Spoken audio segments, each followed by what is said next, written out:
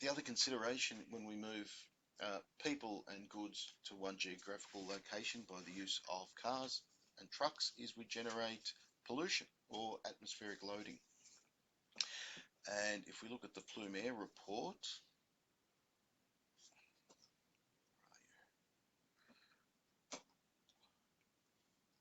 which maps pollution around the world, what you'll see is it's not too bad at the moment because basically everyone's at home, no one's moving around. Normally you'd have a lot more of these would be darker in the black or the purple down there. But let's have a look at Melbourne today. So today's the 16th, I think, Thursday.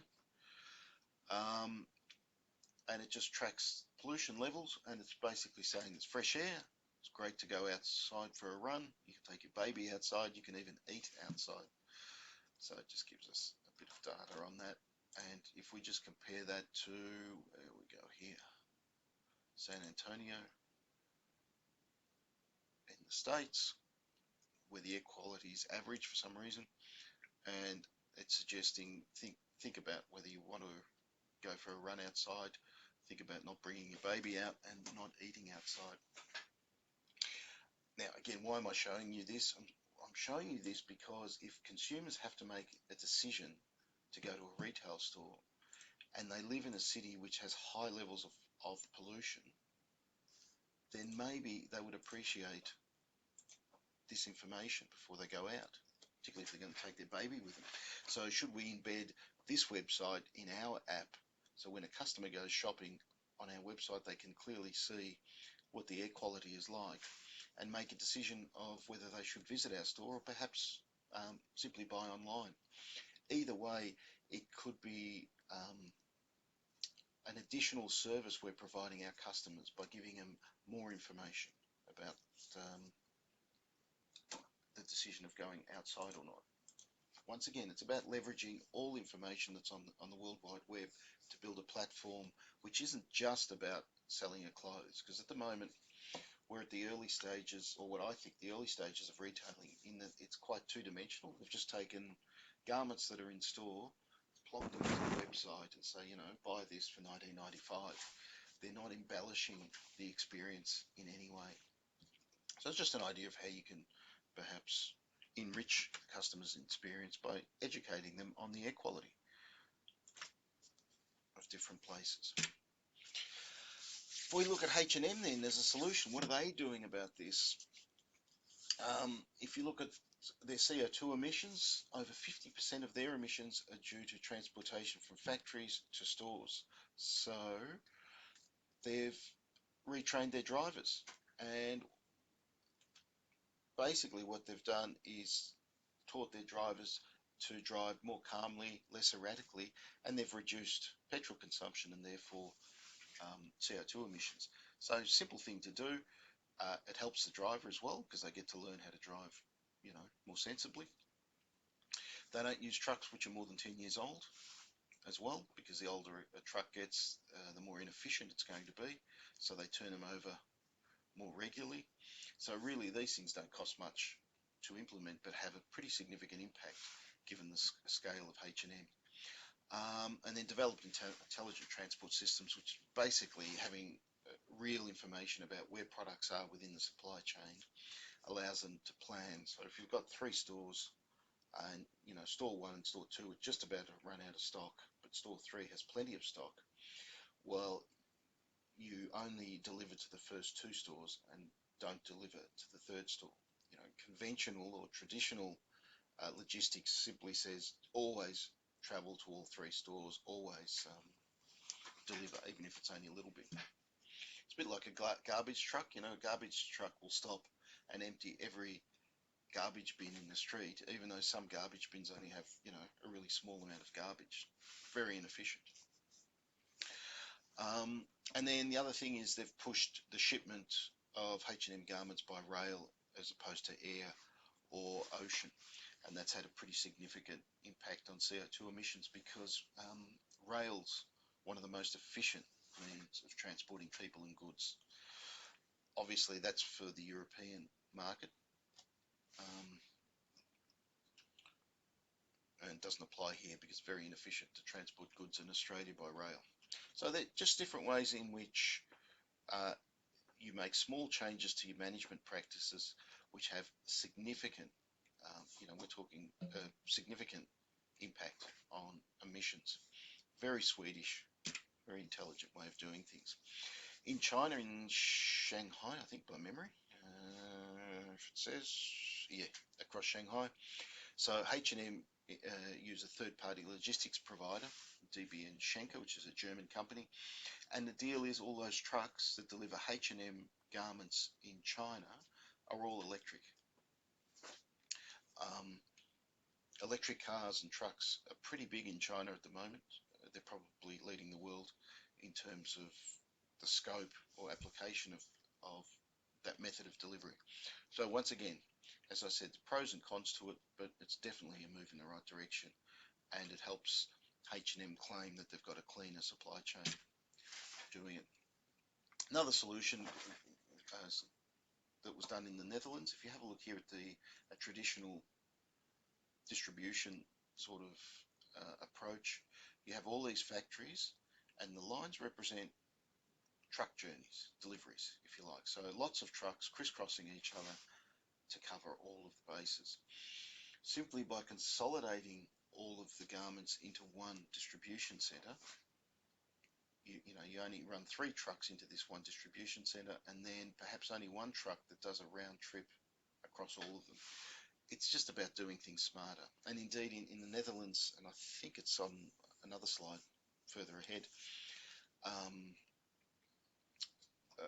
these are different companies that share one distribution centre. So you might have H&M, Zara, Kmart all share one distribution centre and share one truck that delivers to all their stores.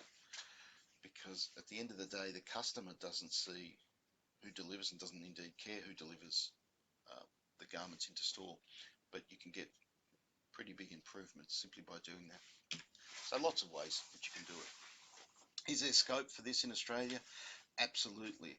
As we saw a few weeks ago, I think it was week 2, Australia has one of the highest CO2 emissions per person in the world. We're sort of on a par with the United States with that, so very high levels, which puts us at a competitive disadvantage if our businesses are valued on how sustainable they are, or how efficient they are.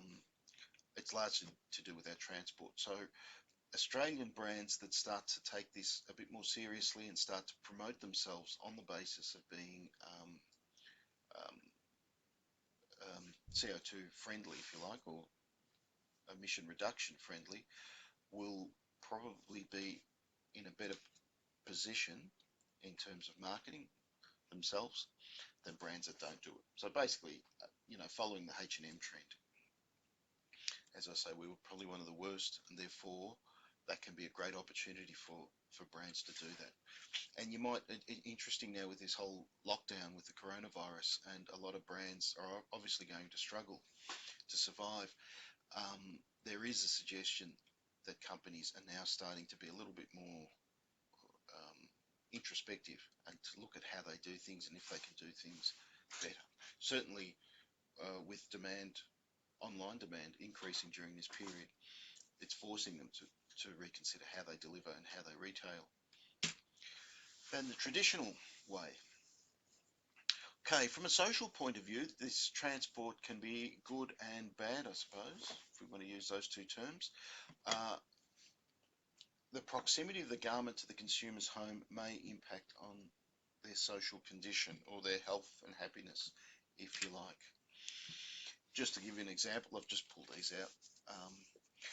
One study in Sweden by the University of Umeå found that couples who commute more than 45 minutes are 40% more likely to divorce. Now, whether that's because of the commute or whether it's because it was a convenient excuse to divorce each other, I don't know.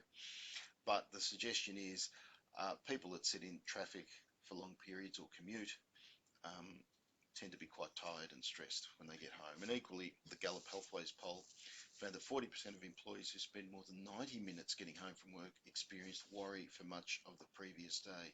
So just suggesting something that perhaps we do know, that you're just a bit more stressed than a person who walks home from work. And then obviously back problems as such from not getting enough exercise in there. So health can be affected by this distance. So a solution then could be that we set up and retail our garments in a shopping strip. So small scale, small store, limited range. However, if we look at this map, the catchment area of customers is sort of geographically confined. So in this case, the Arc, which is in Rathdown Street, North Carlton, quite a nice little shopping strip on a really nice street, not too busy with road traffic. So it's a pleasant experience to go there, to sit down, have a coffee, and then sort of wander through the few shops that are there. That's the positive side. The negative side for the business is chances are you're going to be selling garments to just the people in this area and perhaps a few outside of that area. And that limits your capacity to increase sales and throughput in general through your store. So that's the sort of the balancing act between if it's a store or a range that you just want a limited sort of limited sales, then it's achievable. And the advantage, of course, with this is that everyone walks to the store. So you get that sense of community in theory, health, just a more active one.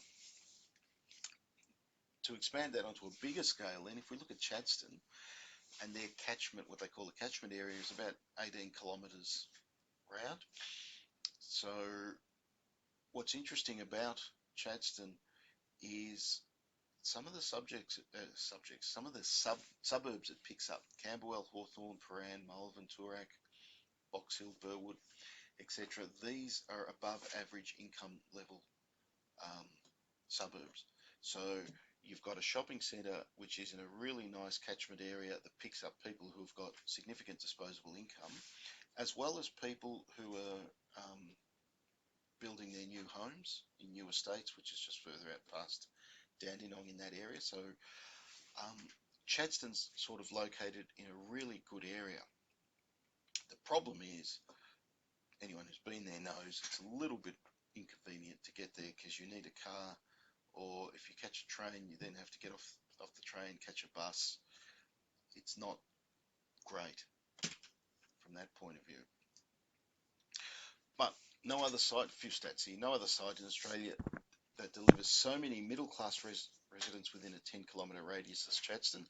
That's why it's attractive to retailers to be there. Some 750,000 people, almost 4% of Australians, live within a 40-minute drive of Chadstone. So again, making it very attractive for brands to locate in Chadstone above any other shopping complex in Australia. However, there's a high environmental cost associated with large shopping centres, namely the driving, because you have to drive there, and the social impact is questionable. It depends on your judgment. Some people love these shopping centres and some people absolutely hate them. So it's a kind of polarising opinion on these sorts of retail arrangements. Just look at some of the figures though, as we see Chadstone morph into not just a shopping centre but also a destination, even a holiday destination. As you may know, there's a motel that's being built there. I think it's finished by now. There's a conference centre next door. 54,000 shoppers a day, 500,000 tourists per year, and 10,000 car parks, which means 10,000 cars all trying to get up or down Warragul Road, trying to get in there. And if you've been there at Christmas, you'll know it's an absolute nightmare during those periods. So the question is this the future, to have these big concentrated shopping centres, or is this the past? Either way, it costs us a lot of money to rent in these places. If we have a look at some of the most expensive rental properties in the world, Melbourne sits there a few years ago at number 5, Bourke Street, with, about $7,500 per square metre per year. So that's a 20 square metre store, which is pretty small, kind of the size of a classroom is, what's that, 75, $150,000 a year in rent, 10,000 a week roughly, to operate a store in Bourke Street. So uh, it costs money to set up in Bourke Street. The advantage obviously is you've got a lot of foot traffic in that part of town, but however you're carrying a lot of costs associated with it. And in times such as these ones with the corona, you don't want to be stuck having to pay $7,500 per square meter and there's no customers walking in your door. So is this too inflexible? Is this bricks and mortar approach to retailing too uh, not resilient enough to changing circumstances that we may be faced with in the future? And again, back to this, is Swanston Street a prime location or Bourke Street a prime location? Certainly is now. More and more people are living in the city, so the city of Melbourne is becoming more congested, just like any city in the world. And so maybe there is an argument for having a bricks and mortar store as our retail space. The advantage in terms of transport logistics is that most of the customers in the city would be walking to our store or catching public transport, so the CO2 emissions would be quite low from that point of view, whereas Chadstone, it'd be the reverse, quite high. So this question of inner or outer suburbia, Chadstone versus Bourke Street, remembering, if we look at the image on the right, that this arrangement of houses with a front yard, a backyard, a garage, is all part of the Great Acceleration. It's all part of the American construct of how people should live their lives. This was an American thing. 1950s America was the start of this suburbia. And there's an argument now, and so obviously Australia followed suit. There's an argument now that this way of living is quite expensive. It was okay in the 50s, 60s, and maybe the 70s. But now, in the year 2020, it's problematic because, one, it requires the use of a car. There's just no way you can sustain public transport for these sorts of estates because they're too far spread out.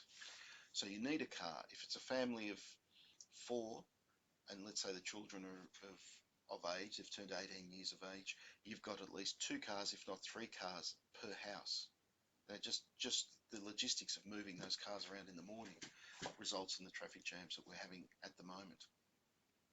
So do we forego that and say, no, we're not going to go for that market. We're going to focus on the Chapel Street arrangement, which is high density, medium to high density living, or soon becoming high density in South Yarra,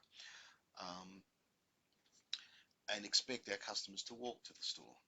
It's a whole different arrangement. So we sort of have to look, each city is going to be different, and we sort of, as the city evolves, we have to make decisions about how we retail our garments to different parts of the city.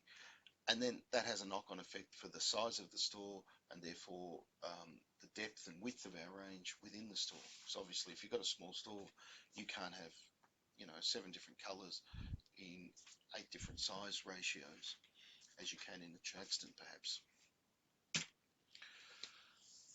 And then, the last thing I'll put in on this section is this question of perversity. Is the idea of commuting? We don't think about commuting to the retail store, but is that in the 21st century, in a century where raw materials are becoming scarcer, should we be encouraging customers to travel long distances to retail stores to go shopping? And if you look at this Qantas holiday package, which is encouraging you to go on a shopping holiday, and it's not up the road, it's to Hong Kong. So, they're saying they're building, obviously they want to fill their aeroplanes, but they're building a product, a service around getting you on an aeroplane to fly 8 hours to Hong Kong to do a bit of shopping and then come back to Australia. Is this something that in the future will just be an absurdity that won't be accepted? People will be put off by that, as we see the environmental consequences of transport. Okay, so we're at the third stage now. We've decided that we're going to go to store B, we're going to drive our car there, we're going to park in the car park. That's the second stage. Now we're actually going to search, evaluate, and select the merchandise within the shop floor. And again, we're asking the same question: what's the social and environmental consequences of doing that? And this is where most companies spend a significant amount of money, is trying to make the store as attractive as possible to induce shoppers to come in the first instance, and then obviously to try on and buy clothes. So what are the pros and cons of it? I'll first give you a bit of a history lesson. If we have a look at Bourke Street in Melbourne back in the 1880s, I think it is, 1890s perhaps, and I'll introduce you to this guy, Mr. Cole, Cole's Book Arcade.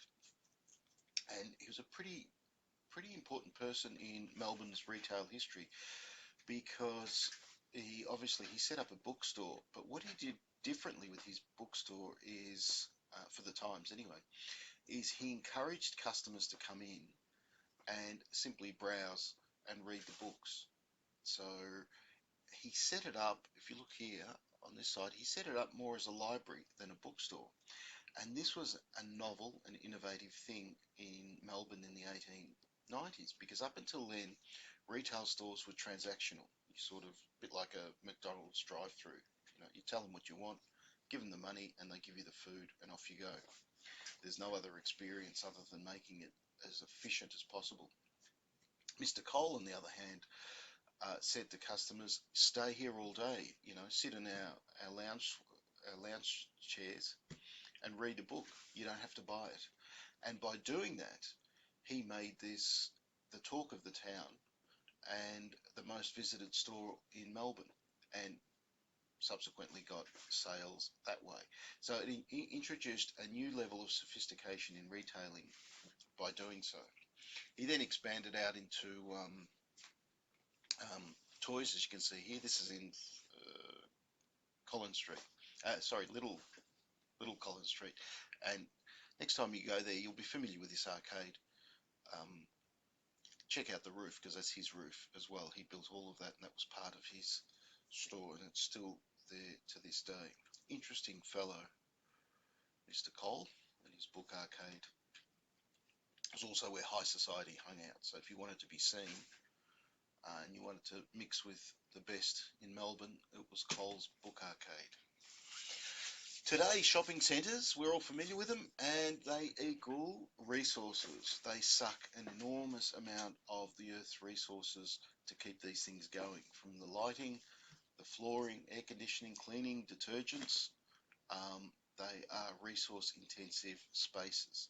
That being said, it's also the place where a lot of people go to. So if you break it down per capita, it may not be that dramatic, but they use a lot of materials. So if we look at it from the planetary boundaries point of view, they use a lot of light, because it's all, as you'll notice, there's no external windows in any of these places. So fundamentally, they're a giant warehouse that require indoor lighting. And because they're big, that means a lot of lights, and a lot of lights means a lot of electricity. They need air conditioning, and to air condition one of these places is significant. One, because there's a lot of people, as you'll know, by air conditioning your car or your own apartment or flat, wherever you live, that takes a fair bit. But here you've got many thousands of people coming in every hour into these places, so you need big air conditioning units. And you need electricity for the just visual merchandising. As you can see here with the French Connection, there's lighting just around that shop window, as there is with the ABC store as well. So each individual store has its own lighting requirements, as well as one for the overall store. LAN system change, as we said, like with Chadstone, uses enormous amount of car park spaces, so land, and fresh water to clean the place. Lots of mop buckets, lots of water to clean it.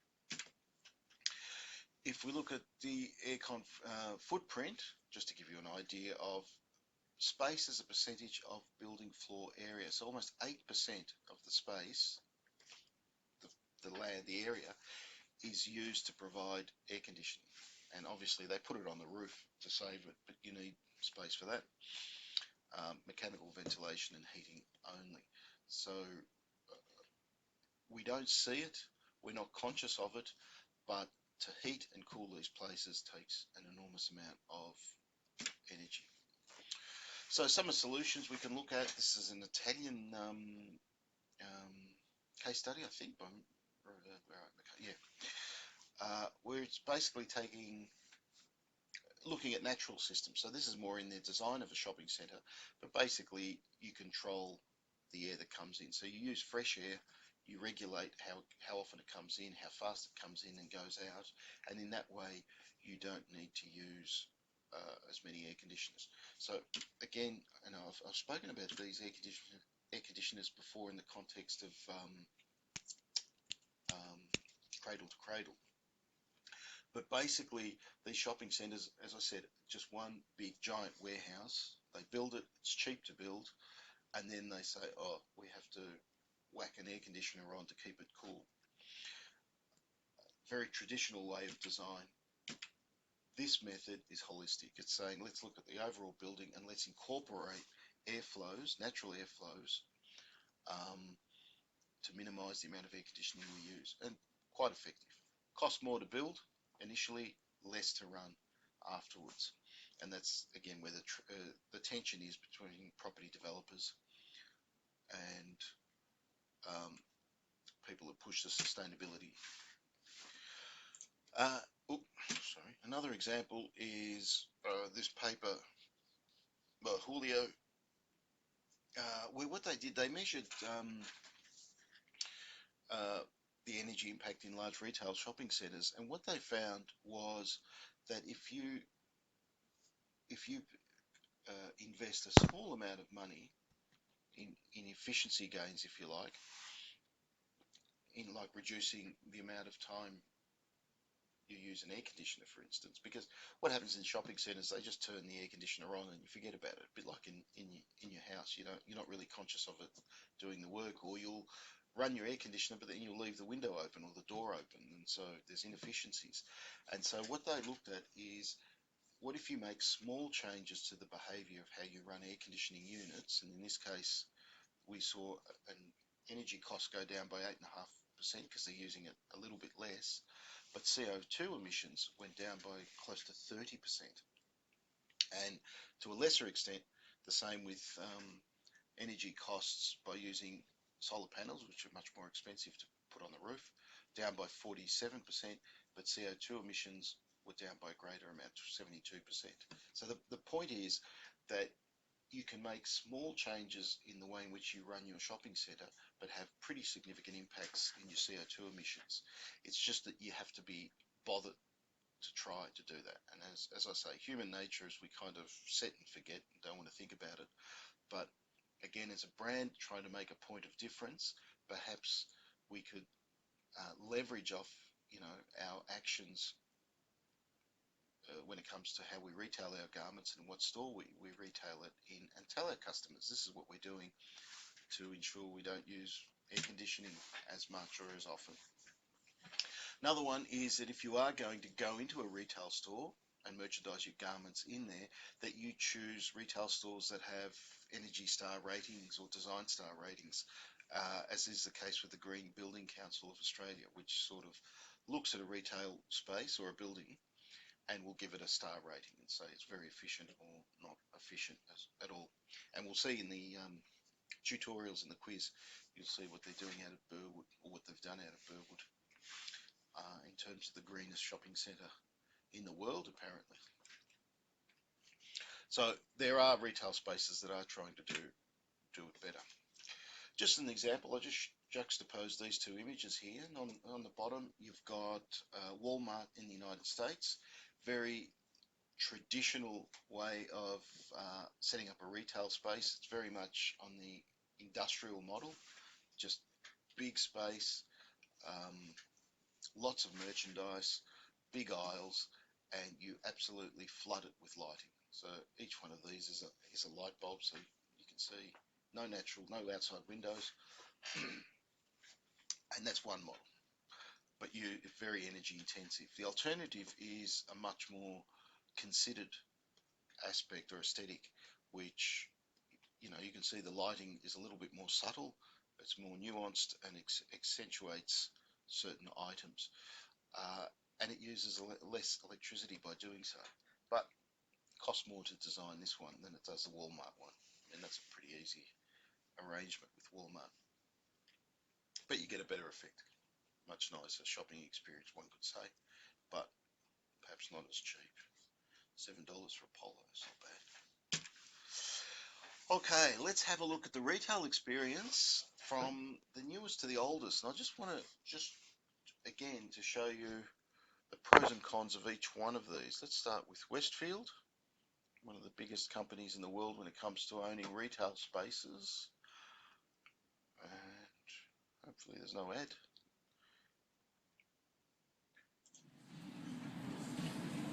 And I'll turn.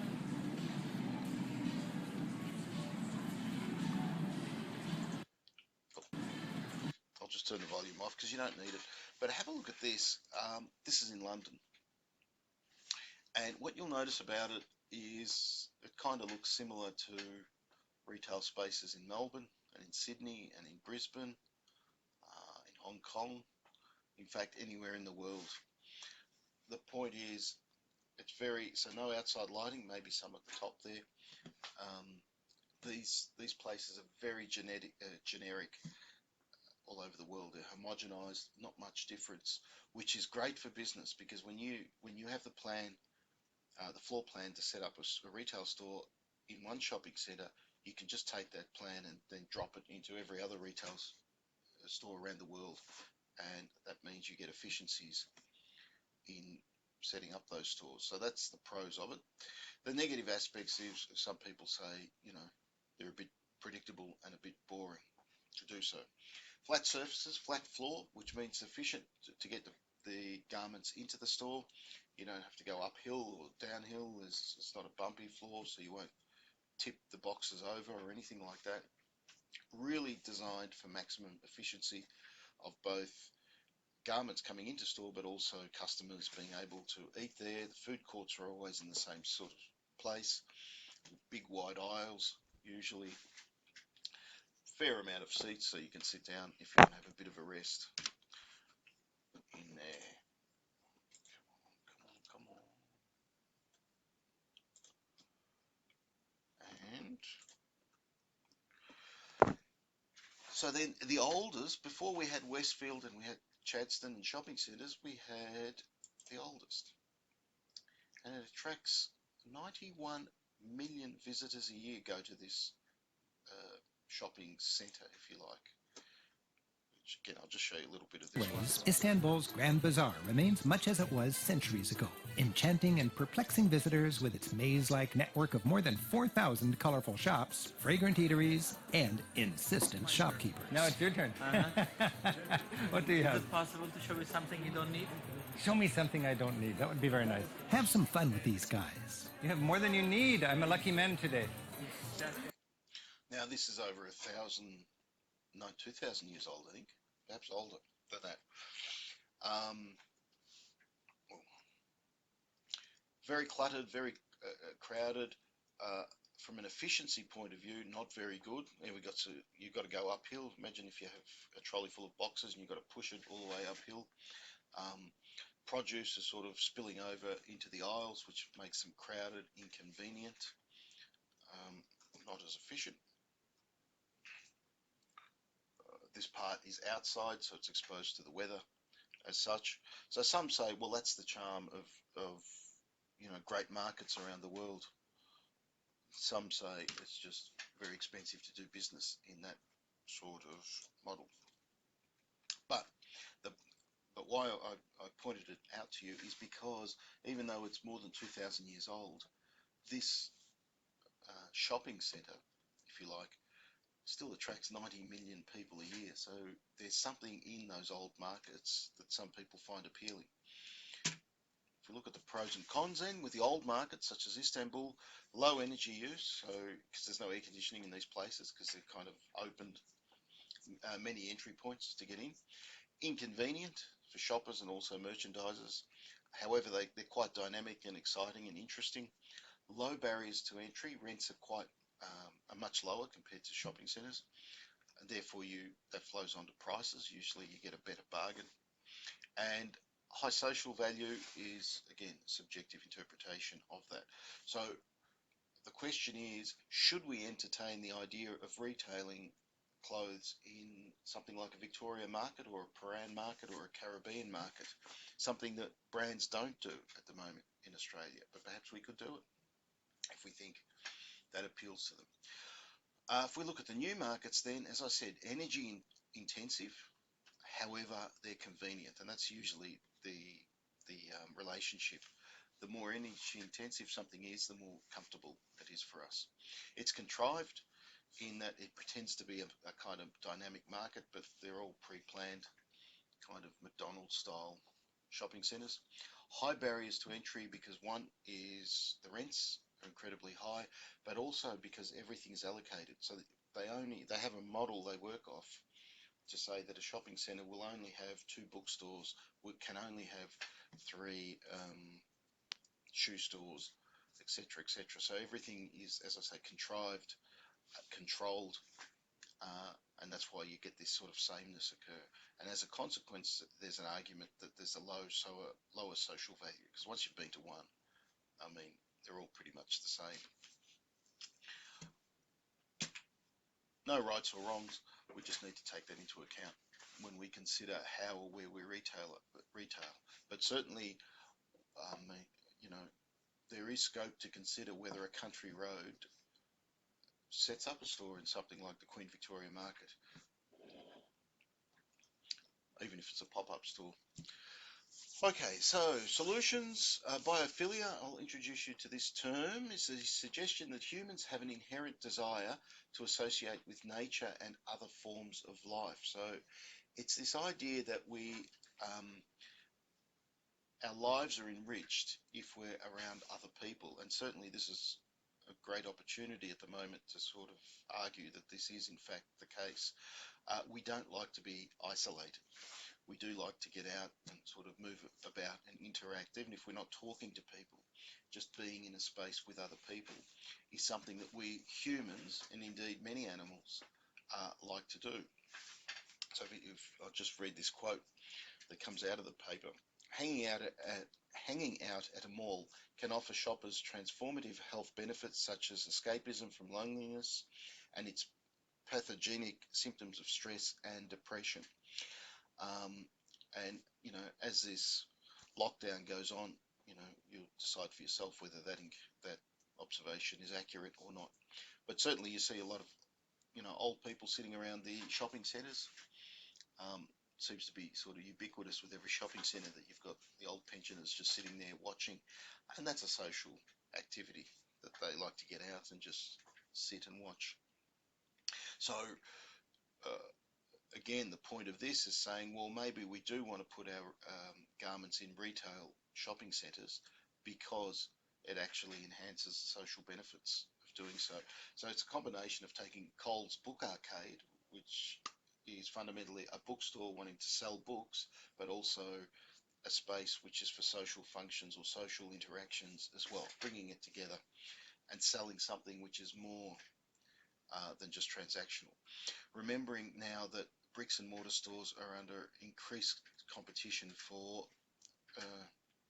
sales that are being bled off to the retail, to online selling, maybe this is a way in which bricks and mortar stores can in fact morph into something more appealing.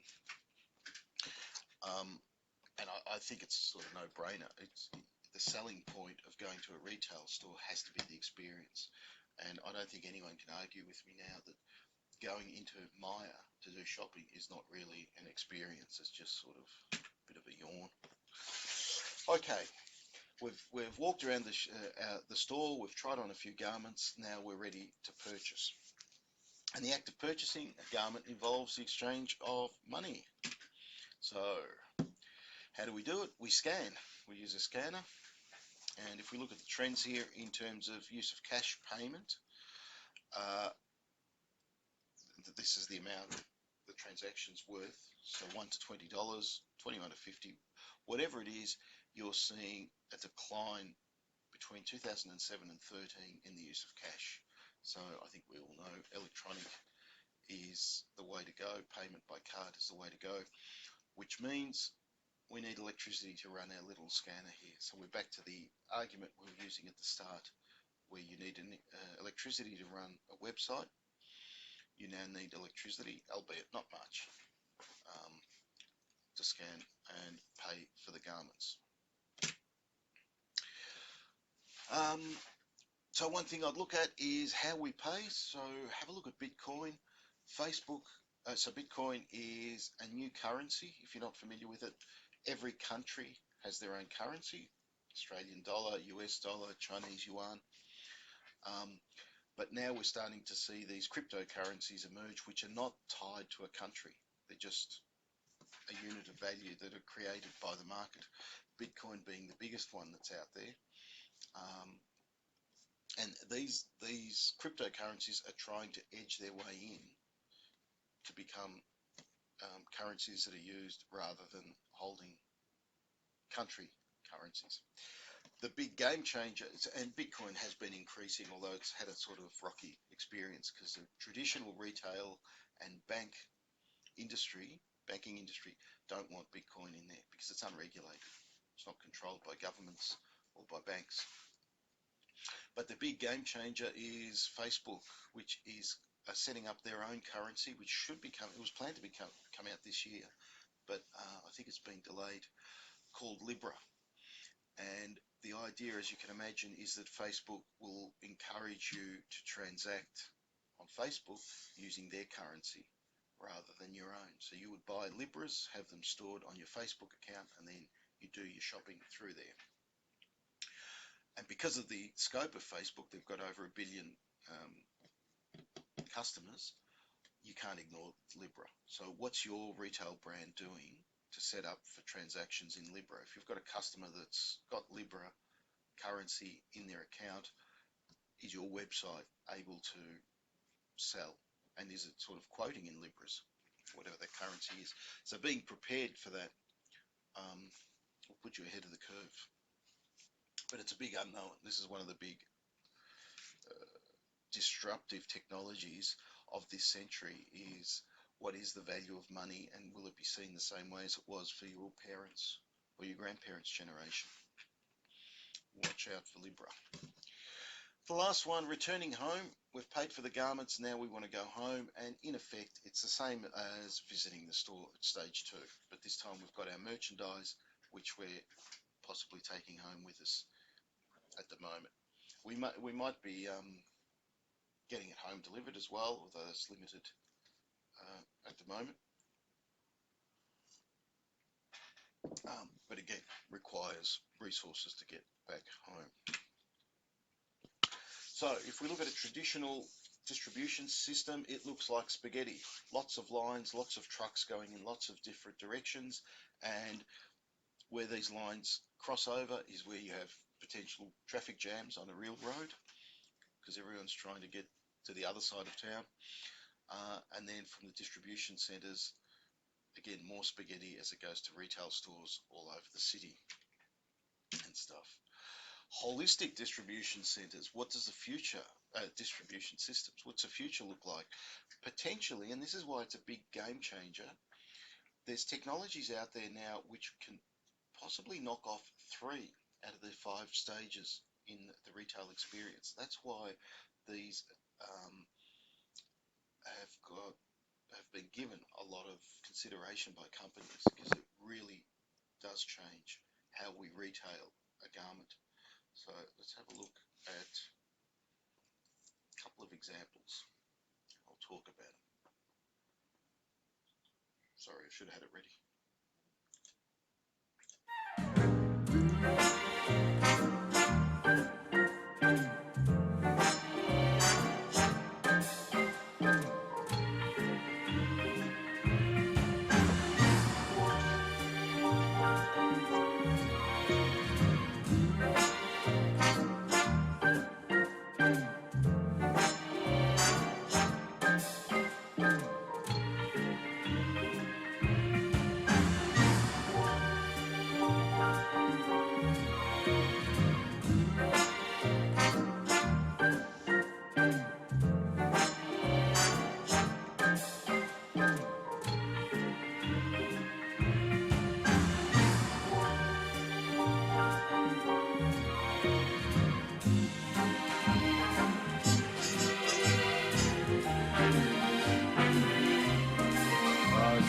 do it.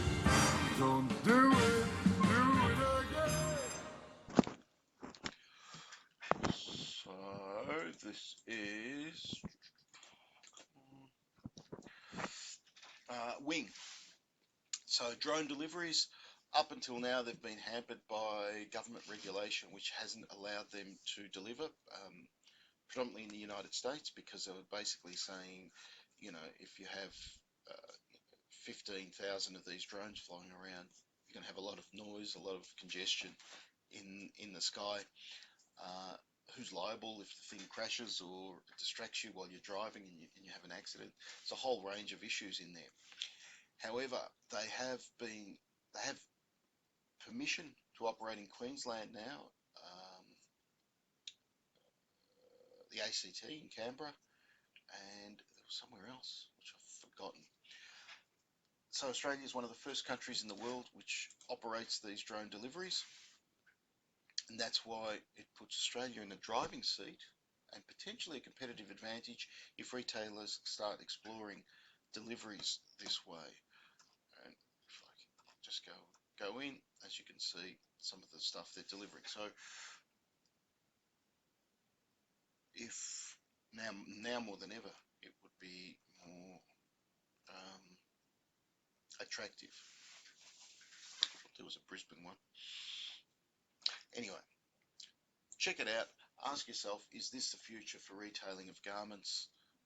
Obviously, they've got weight limitations, but as that image, that little video showed, there's no interaction. There's no truck drivers required. There's just the loading of the drone when it arrives in the distribution centre. Someone hooks on the product, and even that will be automated in a short period of time as well. And then it gets dropped off. When the drone's batteries start to go flat, the drone will just land, park itself and recharge itself.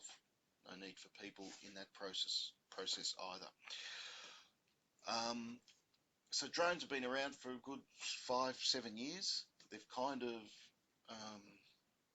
not taken off the way that some people expected them to, maybe because people don't want deliveries this way, but certainly worth a look at. Here we go. That's what I was looking for. So here's a brand that's taken advantage of this new distribution technology and is selling on that basis. So should we follow suit and do so? Oh, that's annoying, isn't it? And I suggest, if more, this is a Google one, I won't show you, but you can check it out if you want. It's just showing the development of Google's drone that they were trialling in Australia as well, interestingly enough. That does pretty much the same thing as the wing one.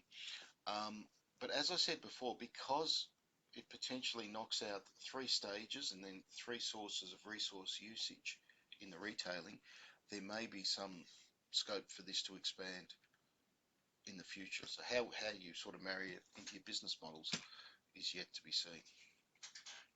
So in summary, as I've always said, in our economic development model, from the hunter-gatherer, agriculture, industrialization, retailing has always been influenced by the circumstances of the time. So your business must reflect the economic times.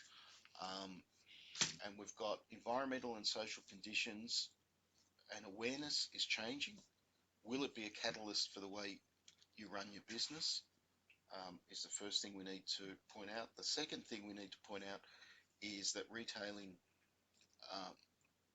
the traditional retailing, the bricks and mortar stores, are absolutely struggling, certainly in this country.